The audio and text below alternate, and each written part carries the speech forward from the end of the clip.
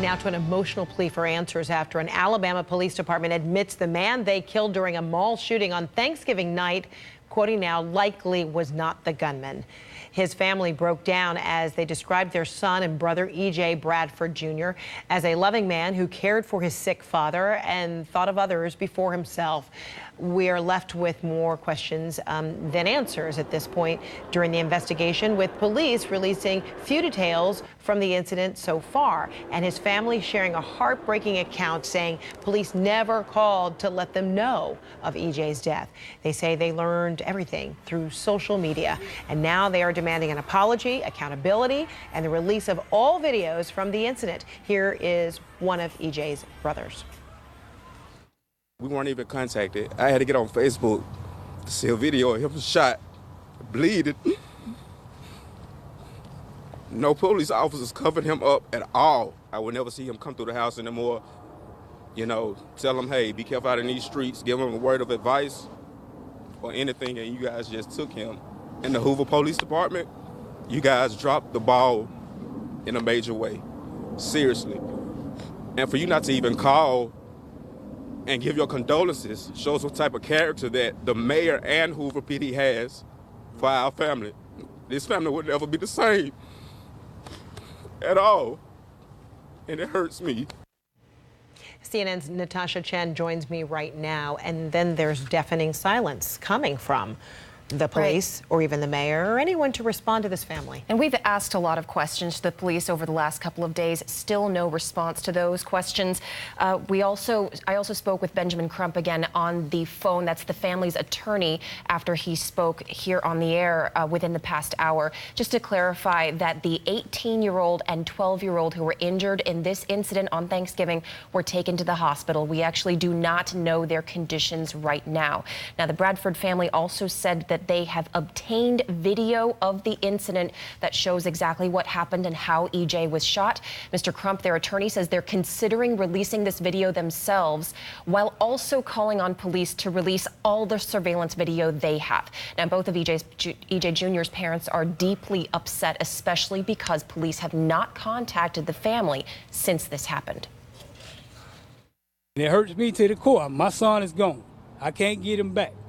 But you vilified my son like he was a straight criminal. Nobody even took the time or had the decency to notify me of my son's death. Instead, it's flashed all over social media. There is no way that any parent should have to find out the death of their child. This all started because police said there was a fight of some kind at the mall on Thanksgiving night, resulting in two people being shot, that 18-year-old and 12-year-old. They initially told the public one of their officers working off duty as mall security shot and killed the man responsible. But then they issued a statement late Friday, early Saturday, saying the person they killed, E.J. Bradford Jr., was likely not responsible for injuring the others, but that they believe he was involved somehow in that altercation. Police are still looking for at least one gunman responsible for that shooting. The family's attorney said they're not planning any protest at this moment, but another group is. They will be gathering, Fred, at the Hoover Police Department tomorrow night. All right, let us know what you learn. Thank you so much. All right, last hour I spoke to prominent civil rights attorney Benjamin Crump, who is now representing EJ's family, and he was also joined by EJ's father, Emantic Bradford Sr., and here's what they had to say. It's frustrating because I feel like you should have reached out to me and his mother, but nobody did, and that's not protocol for you just to do something, kill my child, and not respond when we calling you. Mr. Bradford knows his son. Mr. Bradford is battling cancer.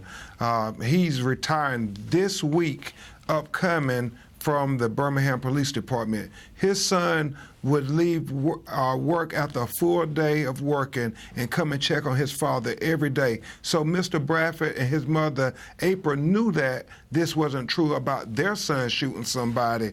And the whole notion that they would unjustifiably pull the trigger and release this information is almost as worse as the Hoover police officer who unjustifiably saw a black man with a gun and made a decision within milliseconds, according to witnesses, to shoot him in his face. They don't even know if they can have an open casket funeral.